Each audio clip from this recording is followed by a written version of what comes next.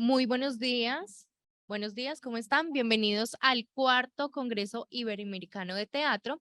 Mi nombre es Yurani Giraldo y junto con Angélica Castillo los estaremos acompañando durante la edición de este Congreso.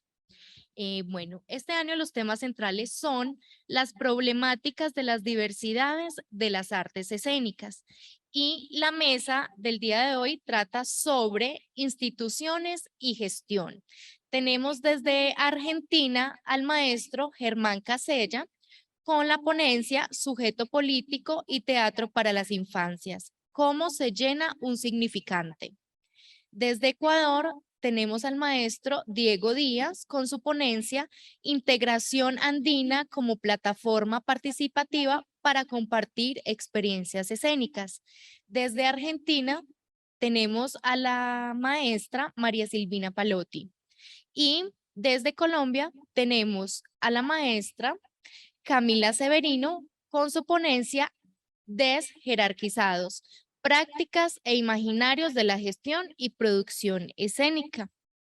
Muy amablemente, le solicitamos a los invitados estar atentos a las indicaciones del cumplimiento del tiempo para poder llevar a cabo en su totalidad los contenidos de la mesa. Con esto ya damos inicio al Congreso.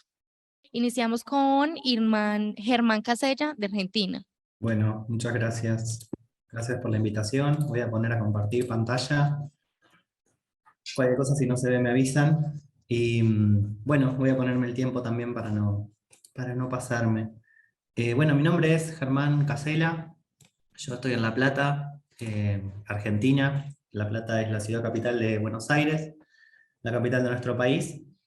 Yo pertenezco al Instituto de Historia del Arte Argentino y Americano de la Facultad de Artes de la Universidad Nacional de La Plata, a CONICET, la institución de investigaciones acá del país. Y bueno, hoy me acerco con estas preguntas que tengo, que tienen que ver con mi proceso de tesis doctoral. Yo soy magíster en estética y estoy ahora escribiendo mi doctorado en artes, también por la Facultad de Artes, dirigido por el doctor Gustavo Radiche, donde mi tema de investigación, el mega tema de investigación es la heterosexualización del teatro para las infancias a través de políticas culturales. Pretendo hacer una investigación feminista o una investigación disidente. Para eso hoy traigo esta pregunta de cómo se llena un significante político, entendiendo por significante político un concepto que trabaja Judith Butler en el libro Cuerpos que Importan, entendiendo al significante político no como una dimensión descriptiva, sino como una dimensión constitutiva de aquello que nombra. Para eso, brevemente cuento que yo trabajo con obras de teatro para las infancias que se presentan en un centro cultural que hay acá en La Plata, que es el Pasaje Ardo Rocha, que es lo más cercano que tenemos a un espacio de producción de teatro oficial. Durante vacaciones de invierno, en el receso invernal escolar, se presentan 16 obras más o menos durante las temporadas. Esto se hace desde mediados de la década del 2000. Yo tomo como recorte entre el 2010 y el 2020, pensando en legislaciones importantes que hay en nuestro país que tienen que ver con la desnaturalización de los sexos y los géneros, como el Decreto Ley de Matrimonio Igualitario, la Ley Micaela de formación de profesionales del Estado con perspectiva de género, bueno, la Ley ESI de Educación Sexual Integral, la Ley de género, la Ley de Identidad de Género y demás movimientos políticos que me hacen preguntarme por las resonancias de estas políticas de género en el teatro para las infancias. Para eso yo hoy traigo esta pregunta: ¿cómo se llena un significante político entendiendo que... pensé que me estaban hablando por el chat. Entendiendo una perspectiva de epistemologías feministas, entiendo por epistemologías feministas como trabaja Elsa Dorling, como trabaja Donna Haraway, aquellos pensamientos críticos sobre las borraduras, la historización de las relaciones de poder y de representación, buscando huellas que desneutralicen lo neutral, entendiendo como lo neutral a lo masculino en relación a los accesos históricos, a las disidencias y a las subjetividades atribuidas femeninas, a las academias, pensando las conflictividades. Por eso hablo de pretender hacer una investigación feminista. Busco generar una objetividad feminista en tanto yo hago una investigación situada, trabajo con la situacionalidad de mi propia persona como investigación, siendo yo una marica que se identifica por fuera del espectro binario. Para eso traigo algunas puntas que me hacen pensar en la gran pregunta que titula ¿qué es esto? ¿Quién es el sujeto político del teatro para niños? Cuando digo niños, lo digo entre comillas, pues estoy hablando de la categoría discursiva, que es algo que ahora voy a tensionar en relación a la figura de niña y niño también.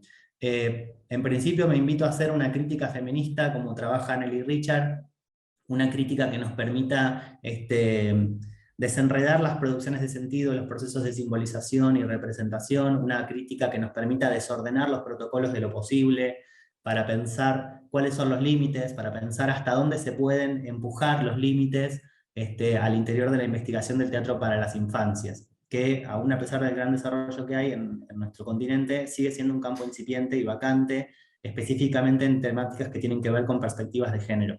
Para eso tomo el concepto de flexión de género de Nora Domínguez, que en realidad es un concepto de Silvia Molloy, para invitarme a desenredar las tramas de representación y de poder, buscando cómo la práctica teatral, en este caso infantil, es una práctica política situada. Entonces buscaré cómo instrumentar cómo se instrumentalizan justamente las ideologías de género, más allá de los binarismos, más allá de la diferencia sexual, es decir, no buscar tautologías, sino pensar más bien la resonancia en estas problematizaciones en relación a qué es un niño que mira teatro. Digo masculino a propósito por esta pregunta del significante político.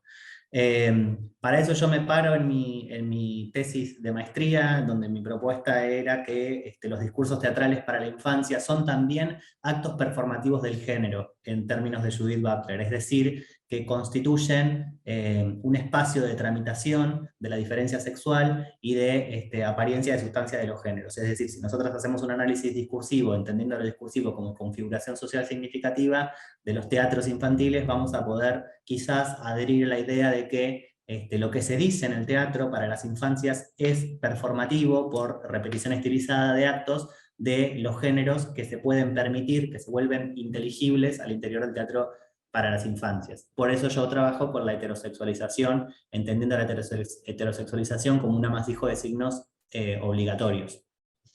Para eso me es muy útil el concepto de significante político de Butler, que como bien dije al principio no es una categoría descriptiva, sino que es una categoría que trabaja con mecanismos reguladores. El significante político trabaja con mecanismos reguladores que hacen reificar a las leyes como universales, es decir, tiene cierto grado de esencialización de lo que es, por ejemplo, en el caso de Butler, una mujer, separándolo de lo que sería el mito wittigniano de Monique Wittig en relación a los campos políticos que se atraviesan en este significante mujer. Entonces yo, a través de hacer una historización de las epistemologías feministas latinoamericanas y anglosajonas también, haciendo un cruce bastante polémico, bastante tensionante, que es lo que más me gusta, me propongo siempre hacerle preguntas feministas al teatro para las infancias.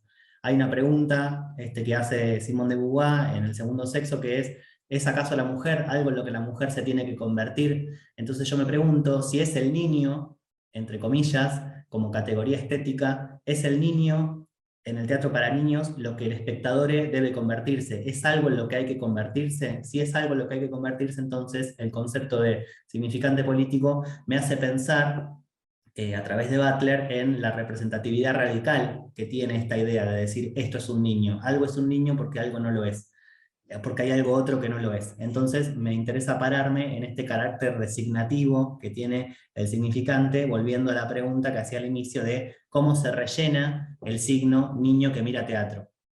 Para eso me resultan muy útiles los estudios sobre las infancias que tenemos en la Argentina, que son de avanzada, son de pionera, sobre todo hablando desde la sociología de la infancia y la antropología de la infancia.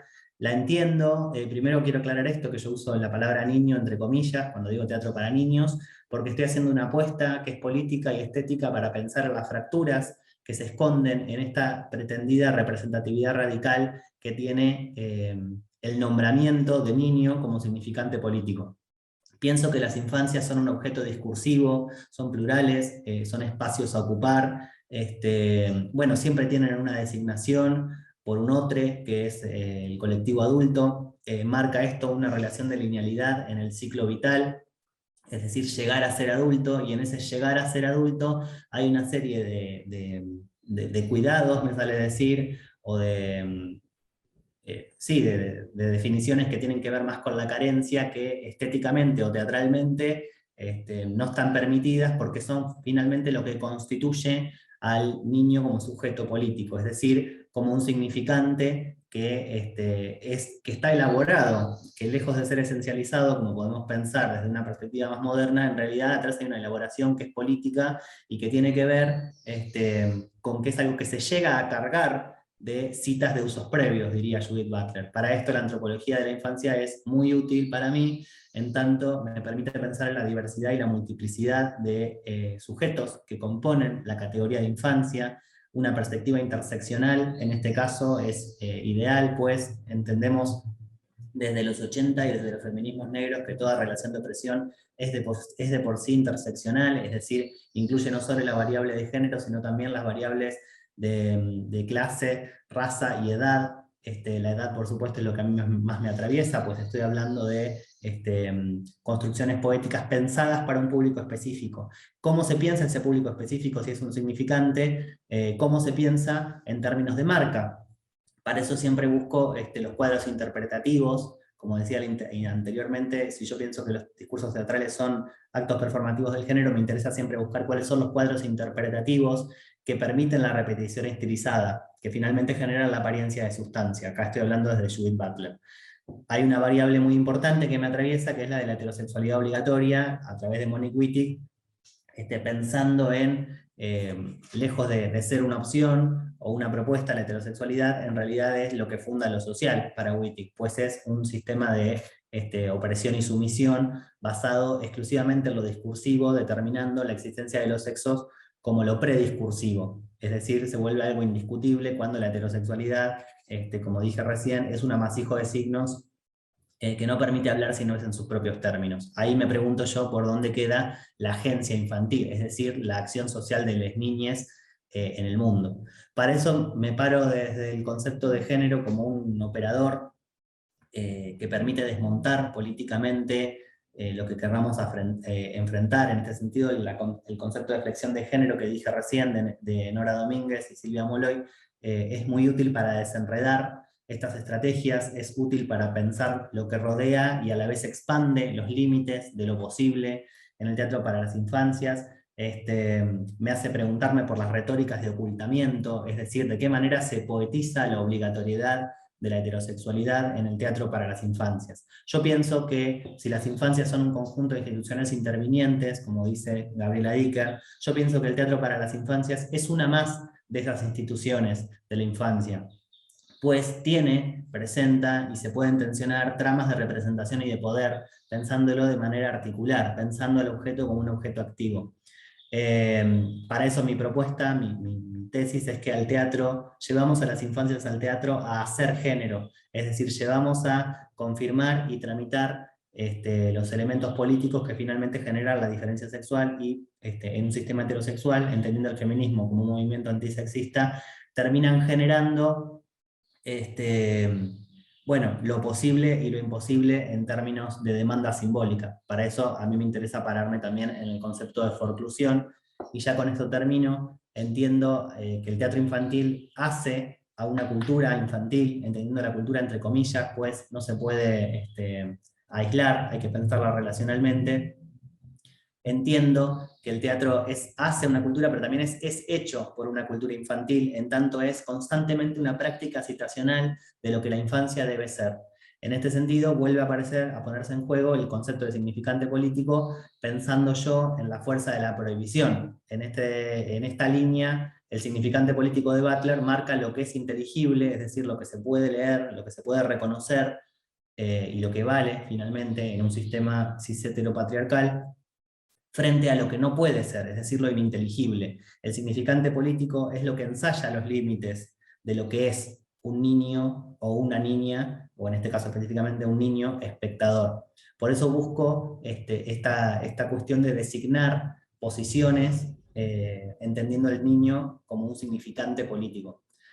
La propuesta finalmente mía es, bueno, desconfiar de eso que parece autoidéntico de las infancias. Entendemos por infancia a los niños. Bueno, desconfiemos de estas cadenas de usos previos, en términos de Butler, para finalmente, mi propuesta es pensar un teatro infantil sin niños, que no quiere decir que no pensemos a los públicos específicos, sino que quiere decir que pensemos más allá de la categoría discursiva de niño, como parte del contrato social heterosexual. Es decir, las grandes preguntas que me quedan es si el niño es un significante político. Bueno, parémonos en las maneras en que se rellena ese significante político para pensar al teatro infantil como un territorio de intervención política finalmente, como un espacio donde se tramitan las diferencias, como un espacio donde hay representaciones, donde hay tensiones, y que son finalmente relaciones de poder que me parece que es importante y necesario discutirnos, sobre todo nosotras que trabajamos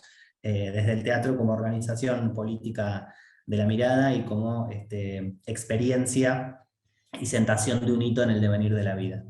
Por ahora todo esto, y cualquier cosa retomamos en un momento de preguntas. Muchas gracias por el espacio.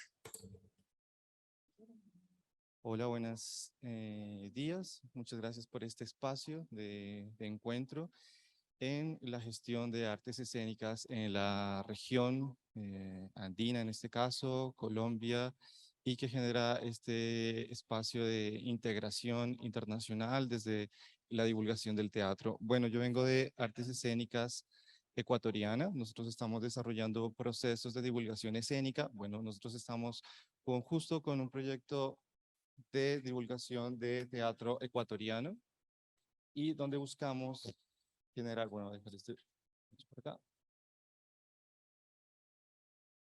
2022 hemos desarrollado como gestión con teatros como por ejemplo el Teatro Popayán, el Teatro Municipal de Cali y el Teatro La Candelaria para visibilizar el arte escénico ecuatoriano en esta gira internacional.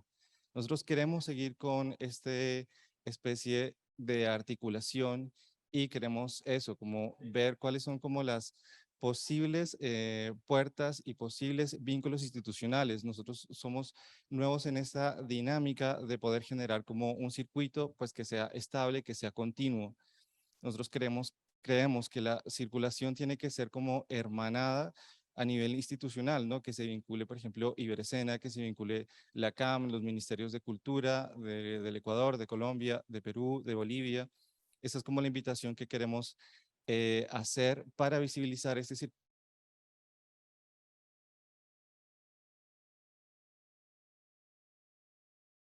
Que en un momento pueda ser una sede de Colombia, que en un momento pueda ser una sede de Perú, en un momento pueda ser una sede de Bolivia.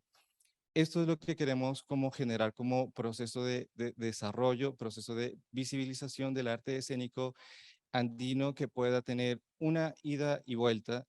Y entonces es por eso que queremos como presentar esa propuesta de un espacio de integración desde el arte escénico, no solamente dado a la propuesta escénica en el escenario, sino que la otra pata sería la propuesta pedagógica de cada propuesta escénica que vaya a cada lugar. Por ejemplo, generar como talleres, encuentros, ida y vuelta, más allá de ese espacio estético.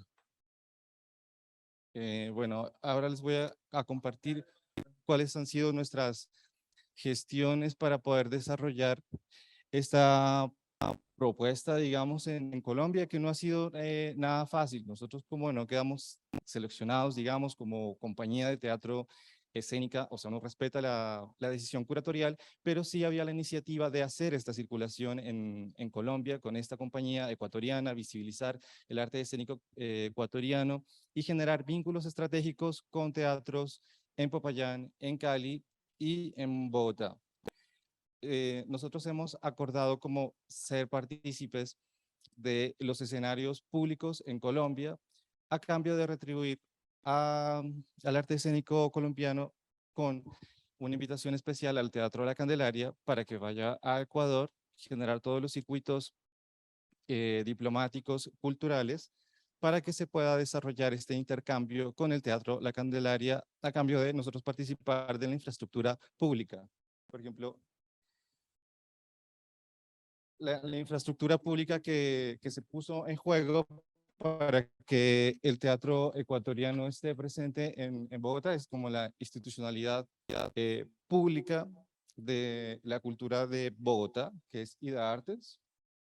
Entonces nosotros tenemos como este compromiso de visibilizar las partes cooperantes. Las partes cooperantes es que nosotros, el área, ¿sí? A costos de coproducción, o sea, nosotros recaudamos, sostenemos los costos de la gira y el intercambio es que el Teatro de la Candelaria pueda generar como un circuito en el circuito escénico ecuatoriano, Festival de Loja o el Festival de Teatro de la Ciudad de Quito. Esas como son las gestiones. Si clicamos acá, por favor. Aquí al lado.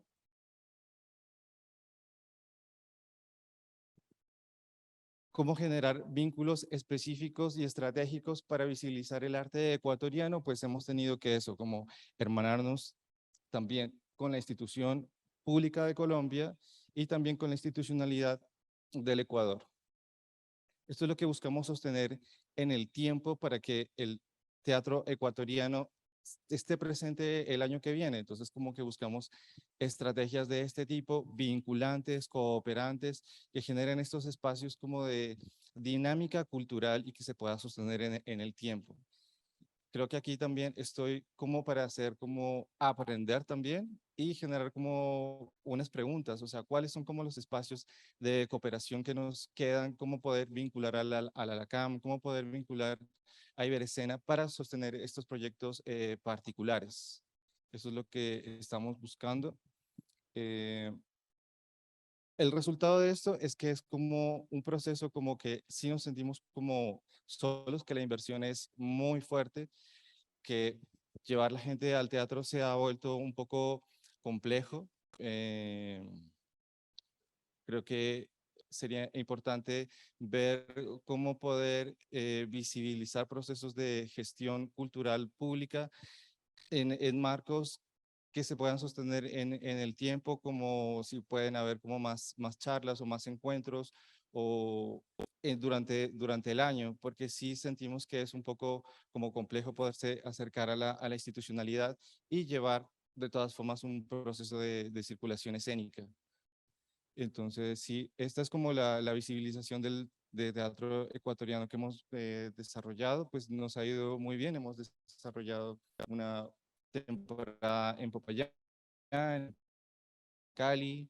Este es el grupo ecuatoriano que está justo en circulación, termina su circulación en la ciudad de Bogotá. Y bueno, esta es como la presentación que queríamos hacer. Muchísimas gracias.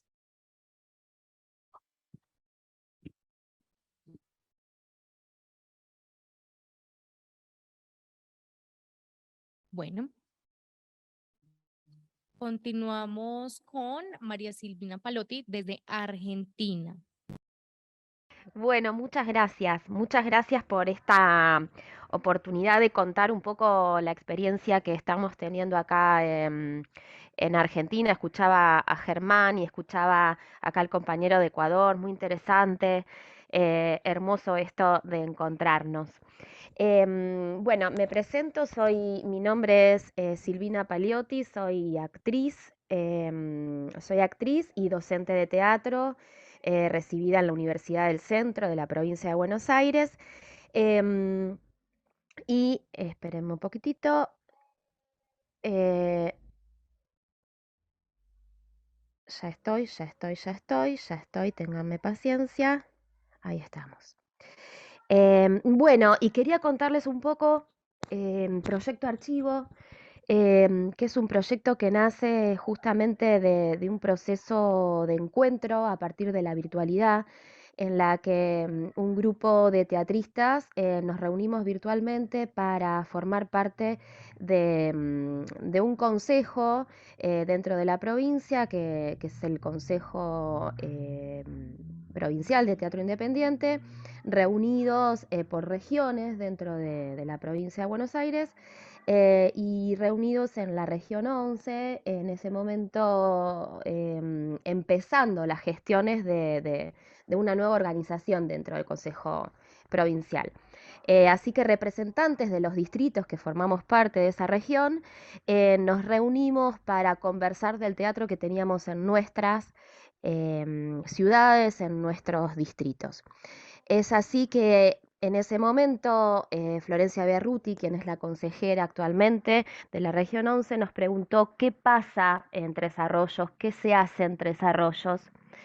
Y en ese momento que yo estaba en la reunión como representante de la ciudad, sentí que no tenía herramientas para poder dar cuenta de todo lo que se hacía dentro de la ciudad y de las localidades del distrito, y sentí la necesidad de responder esa pregunta em, recaudando información y datos. Entonces, acá les presento, si es que se ve, este es el partido de Tres Arroyos dentro de la gran provincia de Buenos Aires, en Argentina. Un partido que básicamente es productor agropecuario, digamos que su producción vive a partir de la producción agropecuaria, producción de cereales, oleaginosas, digamos, de materia prima, y también de producción ganadera, de producción de ganado ovino y bovino, más vacas, ¿no? Digamos que es una gran productora de alimentos la ciudad. Em, y, y se conecta, digamos, con el mar por un lado y con los otros partidos linderos, y juntos formamos esta región que es la región 11. A todo esto, una de las cosas que nos preguntamos es, bueno, ¿cómo dar cuenta de un acontecimiento vivo como es el teatro cuando ya pasó, cuando lo que deja son rastros de lo que acontece, ¿no? Y entonces empezamos a pensar que podríamos llegar a como a rearmar ese rompecabezas del acontecimiento a partir de huellas, de indicios, programas de mano, entradas, gacetillas, fotografías, bueno, una serie de soportes y de elementos que nos podían brindar alguna información con el acontecimiento teatral. Es así que esto también necesitaba acopiarse, juntarse. Y así es que nace el archivo de la actividad teatral de Tres Arroyos, como una necesidad ante la pregunta ¿qué se hace en Tres Arroyos? ¿Qué se hizo en Tres Arroyos a nivel teatral? Es así que se empezó con la búsqueda, digamos, de distintos elementos que podían dar cuenta de ese acontecimiento vivo, acá y ahora, efímero. Y es así que llegamos acá como a una de las figuritas como más importantes en cuanto a nivel histórico, un programa de mano de un teatro que hoy ya no existe físicamente, que es el Teatro Español. Y tenemos acá un programa de mano donde actúan agentes, digamos, actores de la ciudad de Tres Arroyos, y estamos en el año 1938, teniendo en cuenta que como ciudad Tres Arroyos se funda en 1884. Y digamos que em, ese programa de mano también nos lleva a buscar ese lugar de representación. Bueno, este era el teatro que existía en ese momento, con palcos, una arquitectura a la italiana, que hoy ya no existe en Tres Arroyos. Este teatro fue demolido en la época de la dictadura argentina, la última dictadura argentina, con ideas de hacer, bueno, hoy es un shopping. Em, Es así que, bueno, uno va encontrando, ¿no?, retazos de la historia. Fuimos encontrando con el aporte de colegas fotografías que tienen que ver con funciones en el teatro, y podemos ahí también ver el despliegue de escenografía, de vestuario, los actores que participaban. Tenemos también, de la misma obra que tenemos fotografía, un programa de mano que nos da cuenta un poco del entorno. En ese momento, Dirección Municipal de Cultura apoyando, los agradecimientos que dan cuenta de todo el grupo de personas que colaboran en el hecho, em, y también todos los roles de la producción, ¿no? Que pueden ser dados, evidenciados a partir del programa de mano. Esto también nos llevó a pensar en cómo registrar y cómo categorizar esos elementos que íbamos encontrando, esos soportes que íbamos encontrando. Es así que fuimos pensando en tres categorías que pueden dar cuenta de la actividad teatral en general, y pensamos en la producción, es decir, en la producción de obras de teatro locales, pero también en las producciones que nos vinieron a visitar a Tres Arroyos. Entonces, tenemos dos categorías de la producción: producciones en gira y producciones locales. A su vez, también encontramos otros soportes, como pueden ser las actas, en este caso de un libro de actas de una biblioteca pública, donde da cuenta de la visita de un docente, Carlos Rizo, a la ciudad, los participantes, y también ahí podemos evidenciar las influencias de, del teatro de Tres Arroyos. En este año, en 1992, recibía a Carlos Rizo, seguramente proponiendo una práctica teatral diferente a la que se venía dando en Tres Arroyos. Y vemos ahí también esos aportes, esos entrecruzamientos, ¿no? Em, También pensamos en una categoría, además de enseñanza como parte de la actividad teatral, la enseñanza de docentes locales. En este caso, em, la fuente es, digamos, la página de Facebook, pero de ahí registramos y extraemos em, un soporte, digamos, un flyer que nos da cuenta de que en el año 2018 la docente Carolina Mitivieri estaba dando un taller de teatro en este espacio cultural que es La Casona. También otra de las categorías, además de la producción y enseñanza, otra categoría que incluimos es la de encuentro y la de festivales, donde también se reciben elencos de otros países, se recibe enseñanza de otro país. Espérenme un momento, que algo pasó con mi fuente de energía. Ahí estamos. Digamos que son materiales, como decíamos, de diversa procedencia, diversos soportes, diversas materialidades, y que fueron acopiados, digamos, en esta etapa de la creación del archivo. Lo que les mostraba recién era la primera etapa, que es la del acopio de materiales, y parte de la segunda, donde se digitaliza el material que se encuentra, y esta valoración documental tiene que ver con la categorización que le vamos dando a esos materiales que aparecen. Y estaríamos también ya entrando en una tercera y cuarta etapa, que tiene que ver con brindar el servicio a otros, de poder acceder a lo histórico y a lo que ha sucedido en Tres Arroyos. De alguna manera creemos que el archivo le permite a un otro, en este caso a una consejera del Teatro Independiente, visitar el archivo y por ahí darse cuenta de cuál es la actividad que se está desarrollando y la que se desarrolló en este distrito en particular. Creemos que con el archivo estamos brindando un servicio para conocer la actividad, para visibilizar la actividad.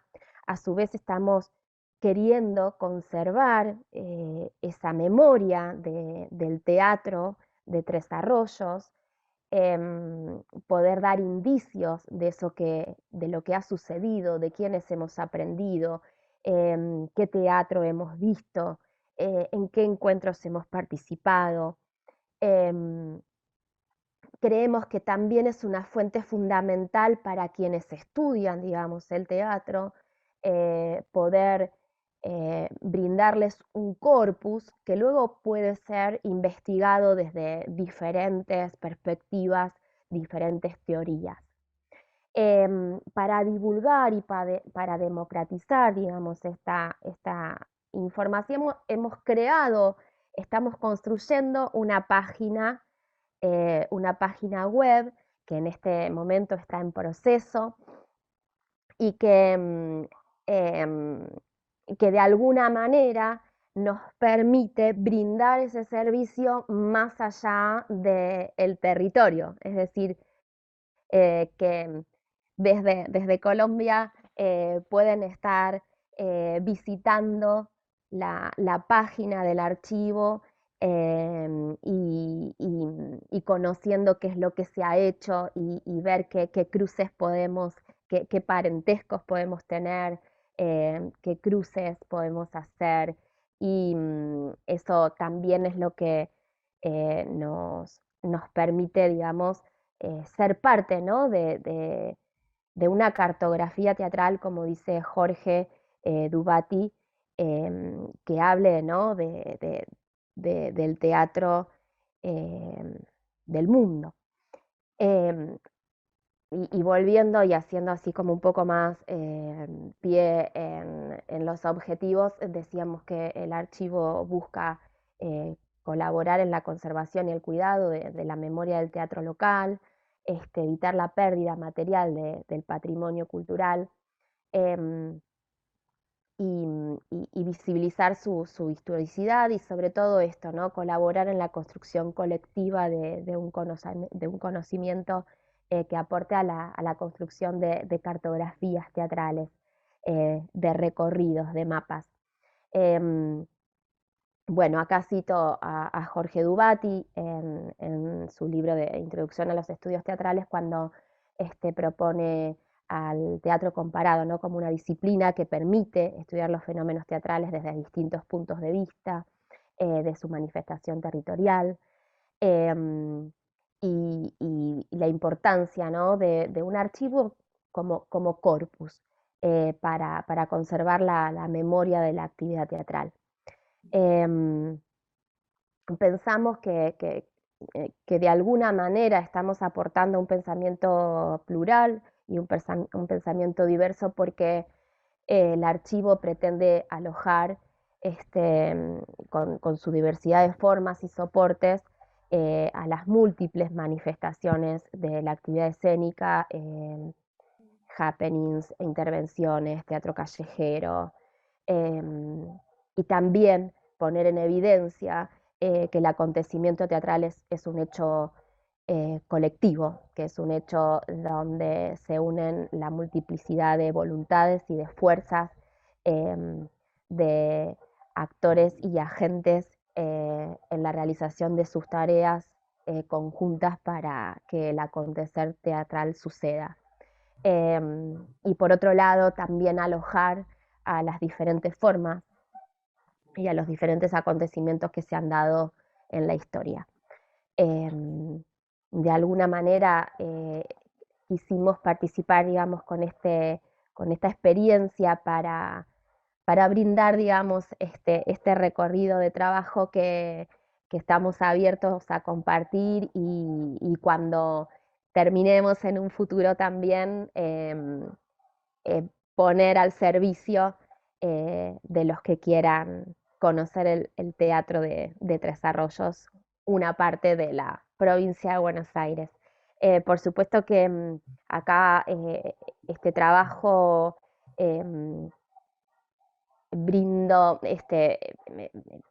celebro haber conocido a Jorge Dubati dentro de la maestría realizada en la Universidad del Centro de la Provincia de Buenos Aires, en Tandil, donde su maestría para contagiar, para impulsar, para estimular, ha sido fundamental para que uno se anime a colaborar en esto de producir conocimiento para que compartamos y para que sigamos compartiéndolo y construyéndolo juntos. Ese es mi aporte, se los agradezco mucho. Y maravilloso, he escuchado las charlas anteriores y realmente muy hermoso. Muchas gracias. Listo. No, estaba diciendo que muchísimas gracias a Maricelina Palotti y continuamos con Vanessa Severino desde Colombia, con su ponencia de jerarquizados, prácticas e imaginarios de la gestión y producción escénica.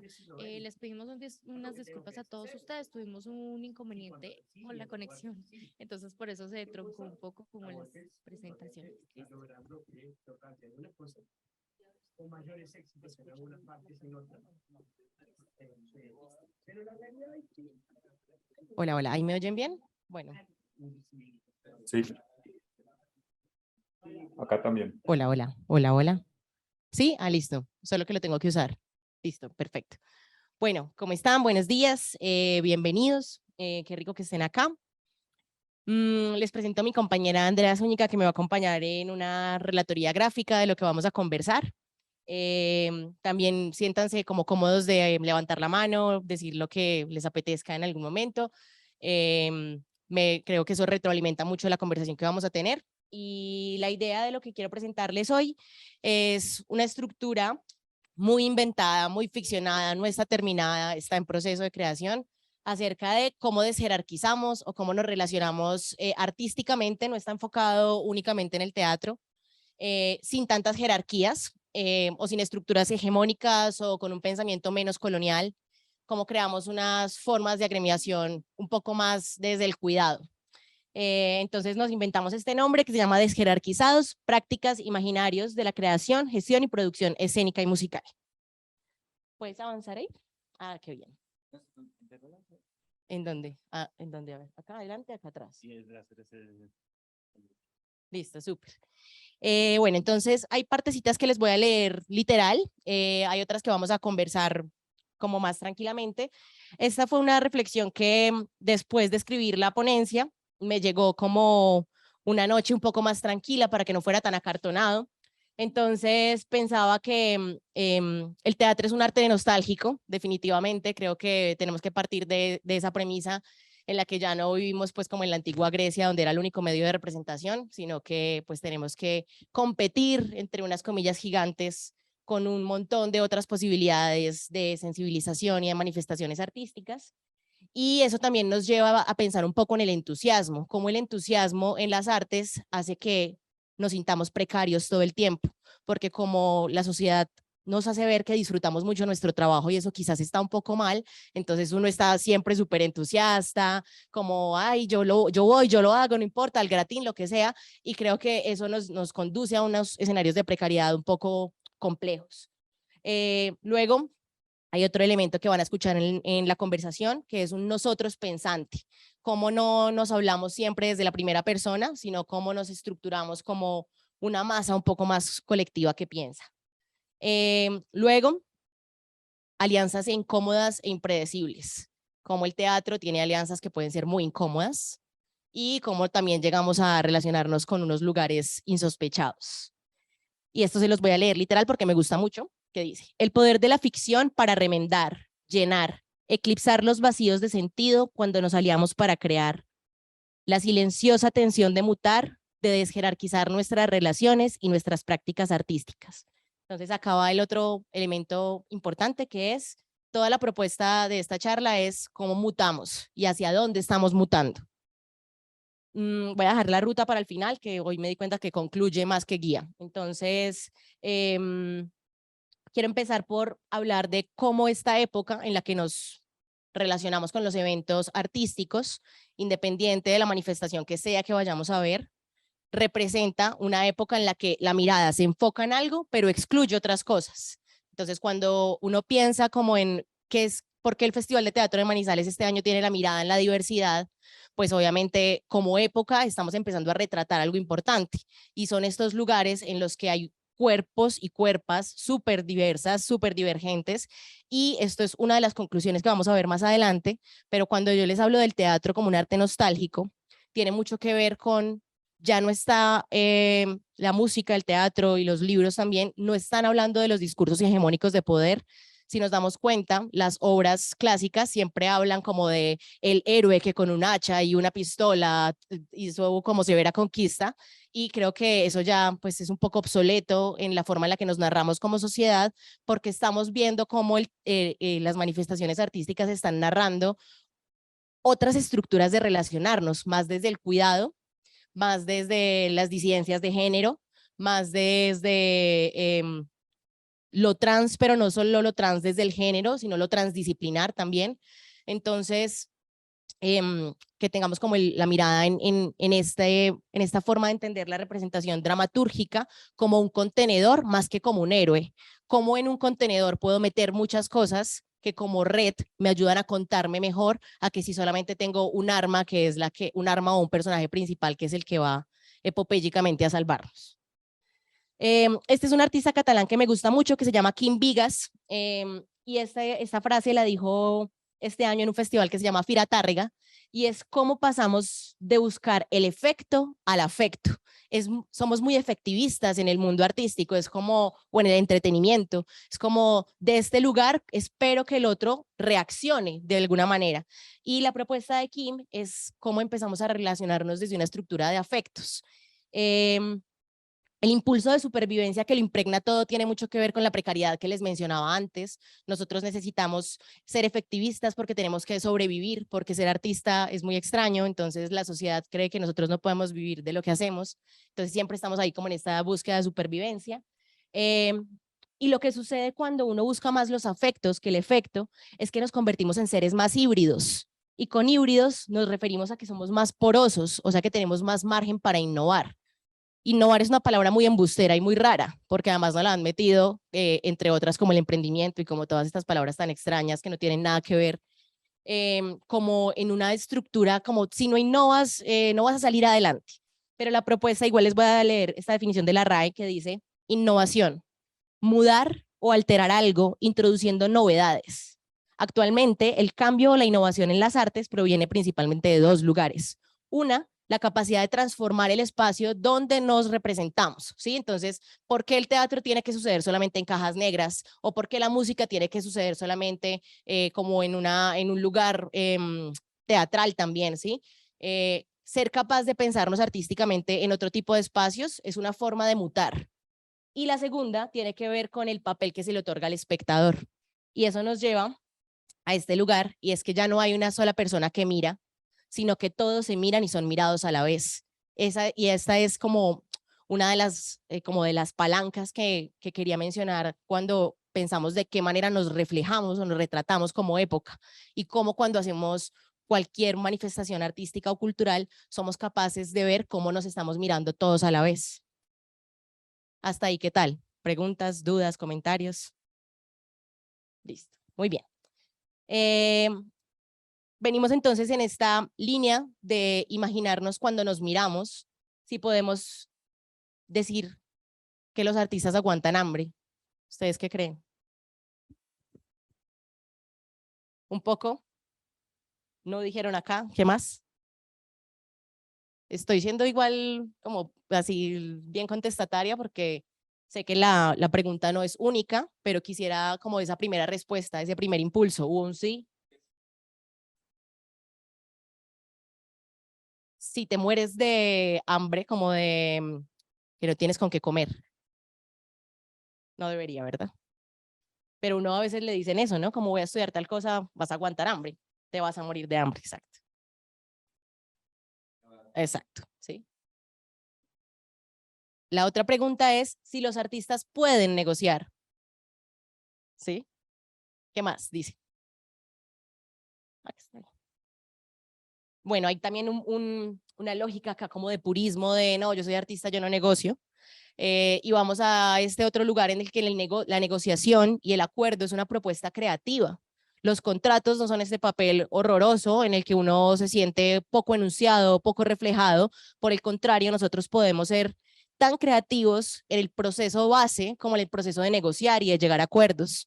No tenemos que dejar como ese margen, como ese gap tan lejano y además como con ganas de vomitar, de no, el contrato yo no lo leo, o no, el contrato no me lo han mandado y no me importa, sino más bien pensar que sí podemos negociar y que los acuerdos son un acto creativo. Hace poco una amiga me pidió una recomendación acerca de un artista plástico que estaba convirtiendo su obra, que es escrita, es editorial, a obras de arte. Y me decía, y yo le di unas recomendaciones, y me decía, te odio porque me estás convirtiendo en una fábrica. Y yo, pero bueno, usted me pidió un consejo, yo se lo doy, y al final me dice que le estoy dando como esta otra estructura, pero me sirvió mucho para pensar si los artistas podemos simular o hackear los comportamientos de encadenamiento del sistema. Y creo que también es muy válido pensar que no estamos en la época, digamos, de la reproducción per se, como reproduzco por hacer y por hacer, en masa, sino más desde el nosotros pensante. Como en un nosotros pensante podemos realmente hackear los comportamientos neoliberales.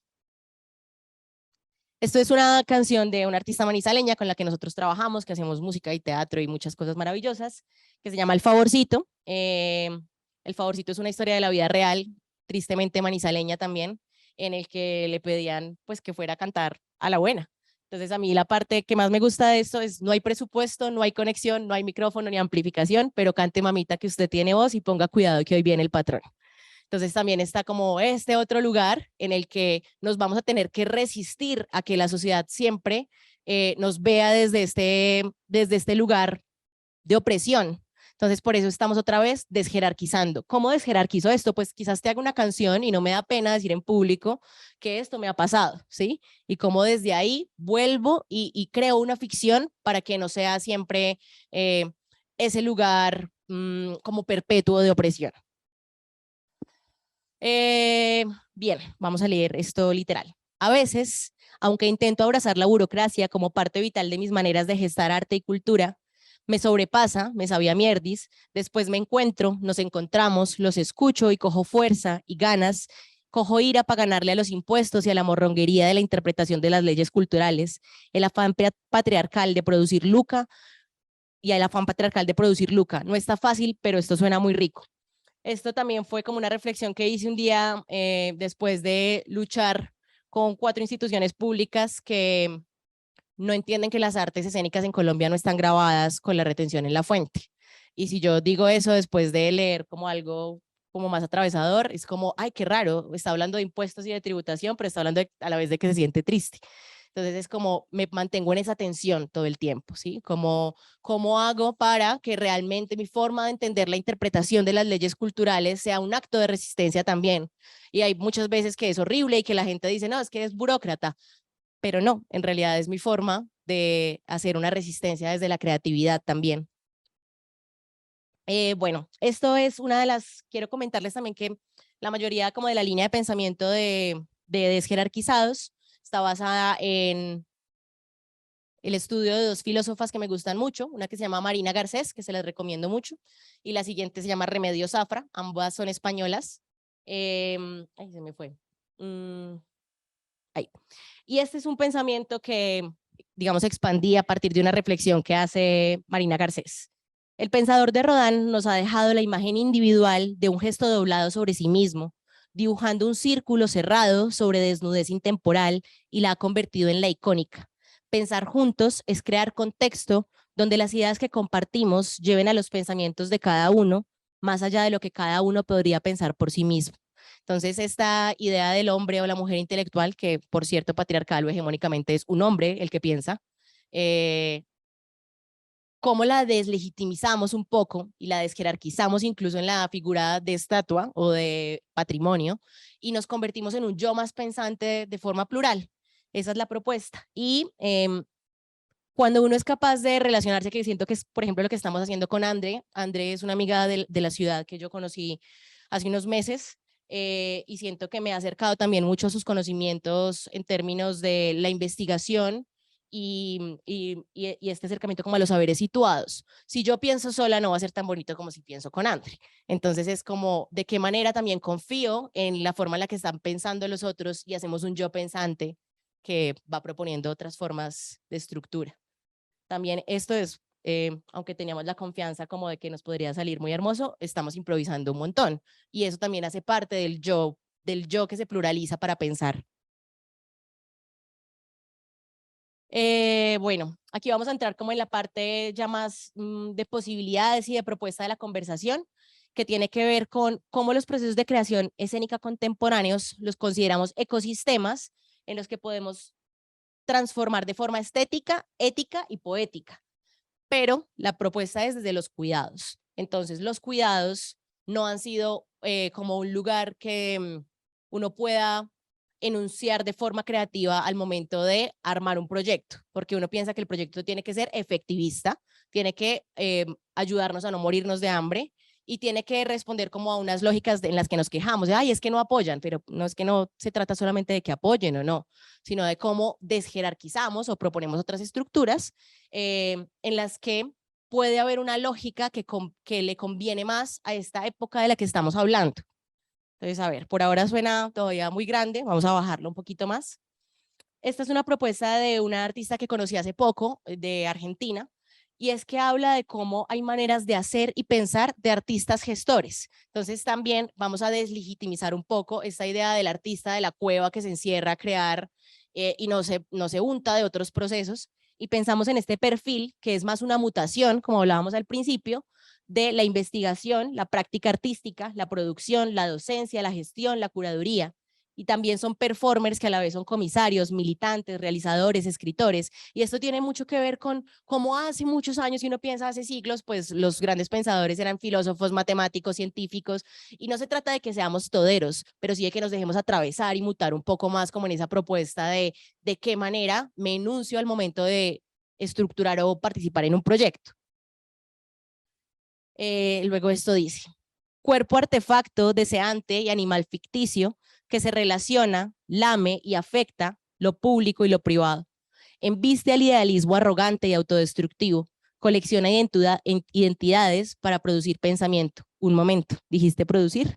Esto es otro pensamiento que tuve otro día, y es que cuando a veces idealizamos mucho como la forma de ser o gestor o artista, nos volvemos arrogantes y un poco autodestructivos, porque no hay una sola manera de idealizarnos al momento de crear. Entonces la propuesta es coleccionar un poco más de identidades que nos permitan hacer un pensamiento colectivo. Pero si yo digo producir pensamiento, seguramente va a haber como un momento, el pensamiento no se produce, el pensamiento es más expansivo, pero la propuesta también es a veces sí ser capaces de pensar que si ficcionamos el lenguaje a nuestro favor, si entendemos las lógicas de producir, pero de otra manera, pues quizás lo que hacemos es hackearnos un poco a nosotros mismos. A veces yo explico mucho como en las clases de artes escénicas, de gestión, cómo es el proceso de distribución de una obra de teatro con cómo se distribuye la Coca-Cola. Y me sirve mucho caer en ese lugar común de, porque todos entendemos qué es Coca-Cola desde la bebida hasta como capitalistamente lo que representa, y si uno va a ese lugar de entender la producción y lo deja atravesar por uno y lo convierte en otra cosa, pues resulta siendo muy útil, y ahí es donde los clichés que toda la vida se han trabajado desde Almodóvar hasta lo que nos imaginemos, nos ayudan mucho a hackear la mente. Bueno, esta ya es como una de las conclusiones más importantes y la voy a leer también. En épocas de explotación semiocapitalista, podemos ser vistos como entusiastas fictis que se adaptan rápidamente al freelanceo y simulan vidas donde la no verdad transita cómodamente. Entonces, claro, si en esta sala hubiera gente que trabaja que pues, no lo sé, quizás sí, como en lugares, digamos, más comunes en términos de cómo se accede a los recursos, nos dirían como este tipo de cosas, ¿no? Es que son muy ficticios, es que están freelanceando todo el tiempo, es el rebusque, entonces hago aquí, hago allá, y es cierto, hay una parte de verdad en eso, pero la propuesta al hackearlo podría ser cómo podríamos entender el cuidado como una reversión de esa explotación. Entonces, podríamos ser estos seres que indican posibilidades nómadas entre el aprendizaje colectivo, configuran un modo de vida sustentable que se funda en la amistad, el cuidado, la responsabilidad compartida y la escucha. Perfecto, entonces voy concluyendo. Nosotros a este festival, además de traer esta charlita, venimos con la obra que se presenta esta noche que se llama Qué locura enamorarme yo de ti, de la escritora peruana Gabriela Biener. Hace muchos años en la pandemia yo la empecé a leer en Vice y llamé a mi mejor amiga del colegio, que es manizaleña también, y le dije un día yo voy a ser amiga de Gabriela. Y me fui a España con la muchacha de gira y le escribí a Gabriela por Instagram. Y le dije como, oiga, yo la admiro mucho, me gustaría mucho invitarla a un concierto para ver si hacemos cosas. Y la nena cayó. Y creo que empezamos como a relacionarnos desde el afecto, desde esta búsqueda de la amistad. Yo al principio obviamente no le dije, porque tampoco se me ha ocurrido, quiero llevar su obra de gira por Colombia. Al principio solo quería conocerla porque ya tiene una familia poliamorosa, tiene unas formas de crear diferentes, ha escrito muchos libros, es disidente, lucha mucho contra la mirada colonial. Y como en esa forma de relacionarnos empezamos a crear esto, como un cuidado, responsabilidad compartida, escucha, hasta que un día le dije, pues yo quiero llevar su obra a Colombia, y ella me dijo, bueno, y empecé como a tejer todas esas posibilidades, full desde la amistad, no desde el negocio únicamente, pero sin dejar de negociar. Pero yo a toda la gente como con toda o sea, como la misma manera en la que se los digo a ustedes, lo estaba pensando desde ahí. Yo estoy pensando en una responsabilidad compartida porque sé que tenemos preguntas de la forma como criamos a nuestros hijos, porque la maternidad ya no es únicamente como este lugar en el que hay una responsabilidad más del cuidado de la madre, y eso lo tienen que reflejar las artes y sobre todo el acontecimiento escénico. Entonces, esa es la propuesta como del cuidado atravesado cuando uno se piensa un proyecto. Y esto es como de las últimas cosas que igual les compartiré esta presentación de ser posible, también creo que queda grabado, y es que el teatro no se hace únicamente desde el estudio, la investigación no se hace únicamente desde sentarnos a ensayar, sino que hoy en día las formas de representación se hacen desde la fiesta, la noche, las manifestaciones políticas, los contextos queer, o dejando por un momento el discurso humano por fuera del centro y dando lugar a mecanismos y otros organismos, incluso a experimentar otras temporalidades y futuros biotecnológicos. Y también es muy importante que hablemos de diversidades y disidencias del cuerpo, sean sexuales, raciales, migrantes, de diversidad funcional, contra la gordofobia, transfobia, lesbofobia, contra el patriarcado y la hegemonía. Y listo, eso es. Espero les haya gustado. Todavía esto, como les dije, es un proceso en estudio, no es una investigación terminada, pero me place mucho compartirla de esa manera, y muchas gracias a mi hermana aquí, Andrea, por concretar todo eso ahí.